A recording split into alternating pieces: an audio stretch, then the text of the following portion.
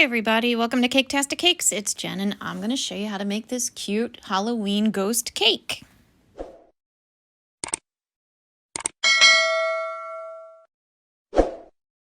Before we begin, if you see me using any tools or supplies that you could use, if you check the link in the description below, it should be able to help you out. Okay, to make my little ghost, I started with two regular old 6-inch pans, and I'm using also a Pyrex glass bowl. It's a 6-inch bowl too. I greased them up, pour in my cake batter, and then I'm going to put them in the oven and then turn the oven on. If you ever cook with your glass bowls, you're going to have to do it this way, otherwise you will break your bowl. If you stick it in a hot oven already, the glass will just shatter. So make sure you turn it on after the bowl is in, and then everything heats up together, and it just comes out perfect. So goodbye, bowls, into the oven you go. Okay, I took them out of the oven and I accidentally let them cook a little too long, so that's why they're kind of dark, but I am stacking up my two 6-inches. I'm going to stack them up on top of each other after I put a nice little slather of buttercream icing between them, and then on top I'm going to place my cake from the bowl, and it sticks out a little bit further underneath, as you can see, like the bowl didn't come out the full 6 inches, so I'm using just a regular old steak knife that I happen to have in my drawer.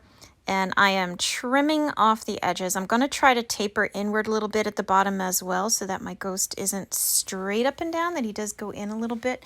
It'll make him more interesting looking, I think, and why not, right? So I'm just taking off the big chunks for now, and when I have enough taken off, I'm going to wrap it up in saran wrap and then put it in the refrigerator for a little while so it can get nice and firm, because right now the two bottom tiers especially are too soft, so I needed to give it time to set and become firmer. Now, I know it looks like I just wrapped it and then unwrapped it, but I stuck it in the fridge and then brought it back out. And now I am trimming off some more. And I am just trying to continue with the idea of tapering it in a little bit at the bottom. I can't go too crazy with it. And by putting it in the fridge and making it firmer, that also will help make it more stable as well. So now I can taper it in a bit more. I'm just going to keep on going, try to shave it down, try to make it nice and even, because it's, I've got wedges, and what you can't see there, those pieces I'm like pushing off to the right with my knife, were going on the floor. I found that out after the fact because I was not paying attention. I was too busy looking at the cake.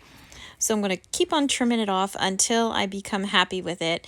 And once I am, I'm going to start adding some more buttercream icing. This is going to be my crumb coat here, or dirty icing, or whatever you want to call it. I call it layer number 1. I'm just adding it on, and I'm putting it on at the bottom and kind of going up. You saw before I was starting at the top and going down.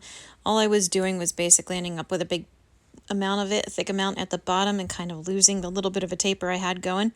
So start at the bottom, work your way up, make it nice and smooth, go all the way around it, keep on going, brush it over, level it out, make it nice and even, and just keep on sweeping up with it until you fill in all the cracks and it becomes, more smooth. You don't have to go with a thick layer right now because, like I said, this is just going to be my crumb coating. So I'm going to stick this in the fridge once I'm happy with it and let it chill and set for a bit, and then I'll add another coat. So once again, it looks like I just slapped on some more, but I stuck it in the fridge. I want to say maybe for about half an hour, probably not even, but more like half an hour. Pulled it back out, and now I'm adding my second coat of buttercream icing to it. This one's going on, as you can see, much thicker, kind of nicer, nice and easy. I'm just going over it again and again and again until I had it at a nice consistency, nice smoothness that I was happy with.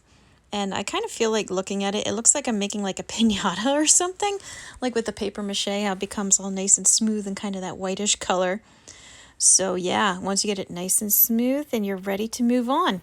I'm putting powdered sugar around the cake on the cake plate. This is just so when I lay the fondant over it, it won't stick to the cake plate. It'll just lift right off. It's so helpful if you're doing your fondant like me. I know some people will fondant the cake and then put it on the cake plate. I cut corners here and there. I'll be honest. I cut some corners. Now I am rolling out my white fondant. This is fondant, not gum paste, because I am covering the cake. I will need it nice and soft and stretchy.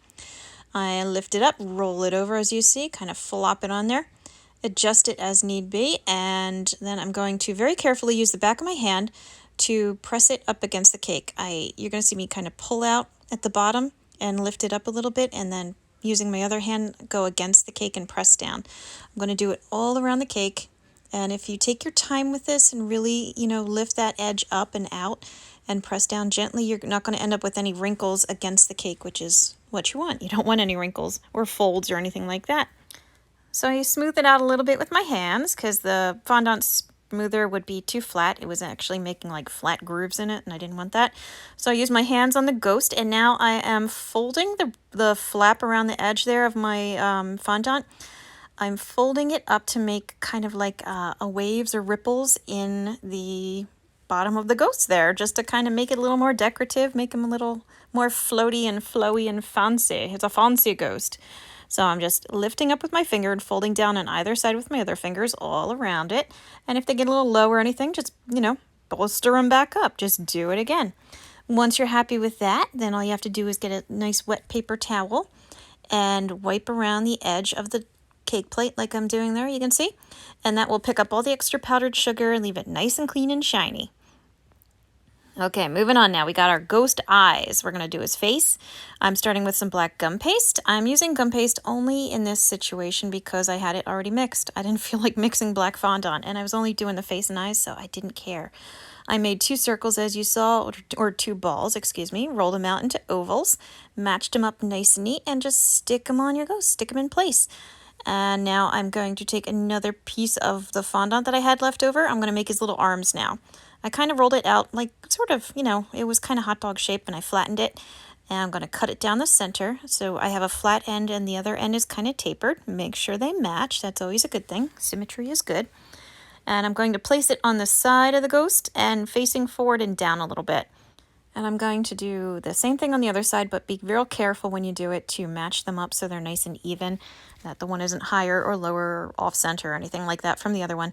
Once you get it in place, press it gently, and I'm going to use there's that fondant smoother.